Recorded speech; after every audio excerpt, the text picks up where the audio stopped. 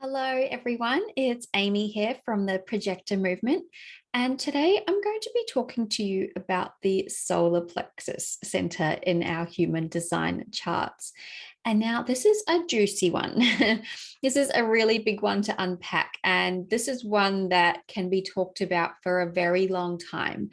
However, I'm going to compress everything today, but I do encourage you to really dive into this center and just soak in all of its wonderfulness, because it is really, really big.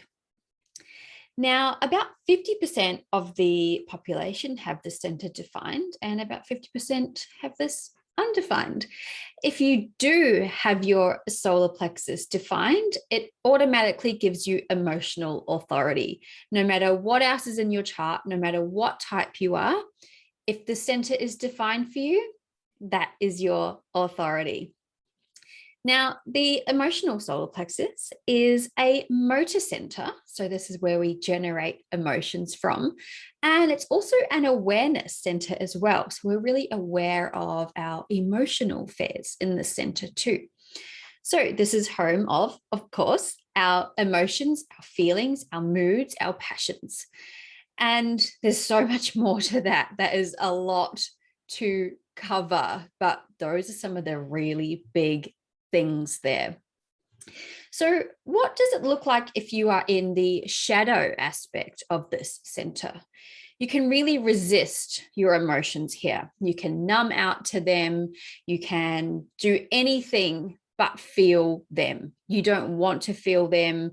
It's uncomfortable. So you just completely bypass whatever you're feeling. You numb out with social media, with food, with drinking, with exercise, whatever it might be. You completely just numb out so you don't have to feel the feelings that are wanting to surface. You're just pushing them back down.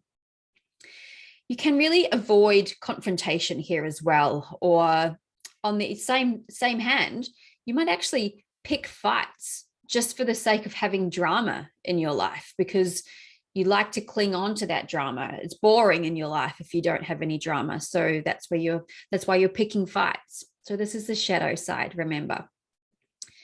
There is also a shadow side that may not seem like a shadow side, but that is forcing happiness. We've got this really strange way of thinking in society that we have to be up all the time and that everything is always rosy, and if it's not, there's something really, really wrong with you. So you pretend that you're always happy and always upbeat, and that is a shadow side of this center as well. It's like this toxic positivity almost. You can also be really scared to speak up about something that is maybe upsetting you or something that is confronting to you, because you don't want to upset someone else. You don't want to feel their emotions. You don't want to sit in the uncomfortableness of what they're feeling because of what you have brought up. So you just take it all on board yourself and you think, I'm just going to live with it. Oh, it's fine. I'll just take it on. And that is a shadowy aspect. So that's something to have a look at and be aware of if you are feeling any of those things. There's always a high expression with things as well, and there is the beautiful in between, but we're looking at the shadow and then the high, and you can decide where you are on this scale. You can be anywhere on this scale. You could be all of it, none of it. You get to decide. There's no way that anyone could sit here and tell you this is what you're feeling. This is what you're feeling. This has to be right. No one knows you better than you at all. So you get to decide where you are on this particular scale, if it resonates at all. So in your high expression, you are deeply connected to your emotions. You are able to sit with that uncomfortable feeling of letting them run through you, letting them bubble to the surface, and then releasing them in a way that actually feels good for you. It may not feel good in the moment. That may feel really uncomfortable as well.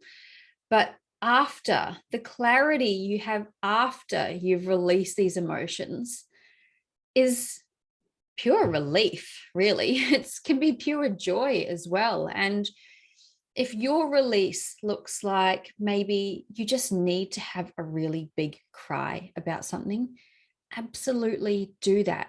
There's this stigma around expressing too much of our emotion, or she's just a girl, she's just having a big cry about it, or he's just really sensitive.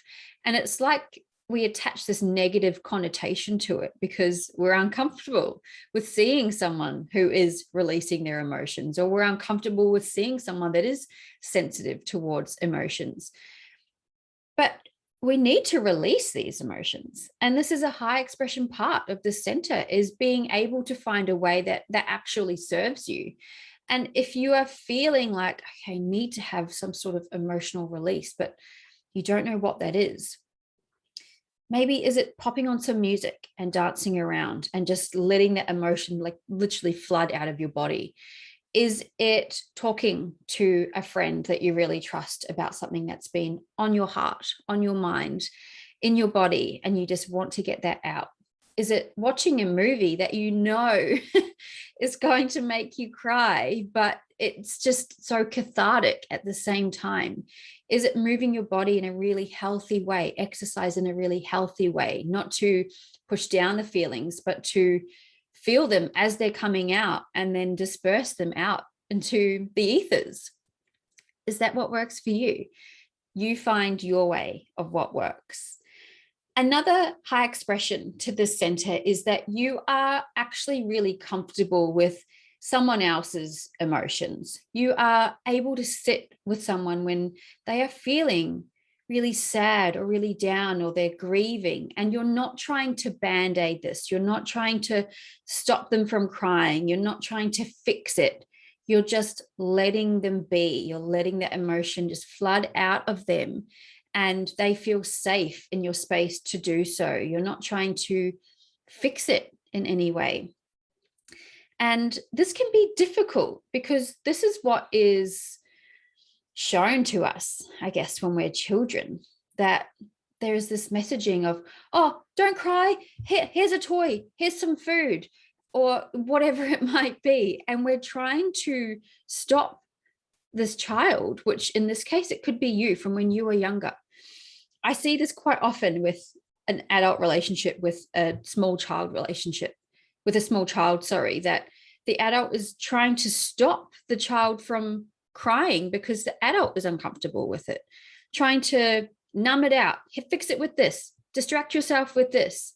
When imagine if this child could just release these emotions, and you're sitting there going, it's okay to do that. It's okay to cry. You can do that, instead of, no, don't need to cry. Use your words. If there's something wrong, just tell me. You don't need to cry about it. And I just find this so fascinating because our emotions are so important that we have to be able to move through them. And if this isn't how we grew up, then this might be really difficult for us as adults. So definitely lean into this. If this is bringing anything up for you, let it come to the surface. And if you need someone to guide you through these things as well, definitely have someone do that. But just look at where this may have come from for you as well. But that was the high expression part, that you're really comfortable to sit with someone else when they are feeling really, really emotional. If you are defined in this center, then as you know, you will have emotional authority. And what this means is that you will feel your emotions consistently in a wave-like form. It's very undulating. It's very up and then down and then balanced out and calm. And then it's up and it's down. And to the outside looking in, if someone doesn't understand this process, you might look like you're all over the place. But you're not. You're experiencing these beautiful waves of emotion, and you're letting them wash over you. And when you are living from this place and you're feeling these highs and these lows and this excitement and then disappointment and joy and then an overwhelm and love and dislike, you're feeling all of these emotions. It's a really beautiful place to be coming from and just to witness in yourself. And it is so important, super necessary, in fact, that if you have your emotional center defined, which is emotional authority as well, you must give yourself space and time to make decisions. Personally, I am emotional authority. I have the center defined, and I used to live very spontaneously. Yep, I'll do that. Nope, don't want to do that. Very in the moment. And things were really hard in my life. I made things a lot harder than they needed to be because I didn't understand how my emotions worked. I was trying to please people in the moment and would just jump at things because I thought, oh my gosh, if I don't do this, it's going to go away, or I have to do this. This is what I wanted. And I just never would give myself time to process my emotions and land on an answer because I didn't understand it. So one of the best things you can say as an emotionally defined person is, I'm going to sleep on it. And perhaps you might need to say that a few days in a row to someone. Let me sleep on it. Look, I'm still thinking about it. Let me sleep on it until you have experienced this potential outcome in a wave of emotions. You've felt it at its peak, and then you've felt it at its low. And then you might arrive at some sort of clarity. You might not ever feel 100% here. I know I never feel 100%. There's always still a little bit of doubt, maybe, or is this the right thing or isn't it? Well, this is how it feels. And I've gone through this wave, and this is feeling right. This is my answer. It's a yes or a no or whatever it might be. And this is a great way to make decisions. It's your inbuilt tool that says, hey, this is a really brilliant way for you to decide on something, and it'll save you a lot of heartache and a lot of backpedaling if you actually just lean into this. And it's not restrictive, and it's not, oh God, I've got to wait. Hang on. I'm just going to sleep on it. I'm actually not going to feel anything about it at all. I'm just going to sleep on it for the sake of it. And you get really bitter about it or really angry about it. That's not the purpose of this. It's here so that you can make an informed decision based on how you actually feel about it over time. Now, how you experience your wave here will depend on what channels and gates you have defined. So definitely have a look into each of those. You may have multiple gates here, multiple channels. You might just have the one. Have a look at what that is. What does it mean? What are the energies there? Because that's how you're going to feel this particular wave or waves in the center. So our minds can very often try and take over the center as well. Our minds are very, very loud, but we don't make great decisions from our mind. No one does, especially if you're emotional authority. So it's very important to give yourself that space and time and know that spontaneity, not really our friend. Obviously, I can't decide that for you. You get to decide how you feel about that. I know that I've learned my lesson that spontaneity is definitely not my friend here when making these really big decisions. And if you're thinking, okay, this is completely new to me, start small with this. A friend might ask you out for a coffee, maybe in a few days' time. So you can say, oh, look, just let me think about it, or let me sleep on it, and then get back to her or him about whatever your decision is. And it's just practicing how you feel about this decision over time, even if it's something really small. It's a really great way to start practicing this. So if you're undefined here, what does that look like? It means that you really have this ability to take in and amplify people's emotions around you. So yeah, of course you have your own emotions, but you may feel like you're more able to tap into someone else's emotions. You're really sensitive to what someone else is feeling. So for this reason, it's really important that you give yourself some time and space to unplug from everyone else so that you can learn, okay, what are my emotions and what are potentially someone else's emotions? Because if you are around a defined emotional person, you're taking in everything that they're going through. If they're at the peak of their wave, that's what you're taking in. If they're at the low, that's what you're taking in. And you can really amplify this. And it can be very easy to kind of get lost in this and believe that this is what you're feeling as well. So give yourself time away to unplug and just be in your own aura, because that will just help you determine, okay, this is mine, this is theirs. That's all right. I can hold space for this person in this moment, and I don't need to feel like I'm getting super involved and having to feel what they're feeling as well. So knowing that your emotional state is always influenced by your environment, what you're around, who you're around, what you're taking in. So it's just something to be really, really mindful of here. And great to trust your own strategy and authority in this time. So you don't have emotional authority. So maybe you don't need to wait to make any decisions as the emotional authority person does. Maybe you've got splenic authority and you're making decisions in the moment, literally. But because you're around this emotional person, you're thinking, all right, they're waiting, so I'll wait. So tap in to see what is correct for you when you are undefined here.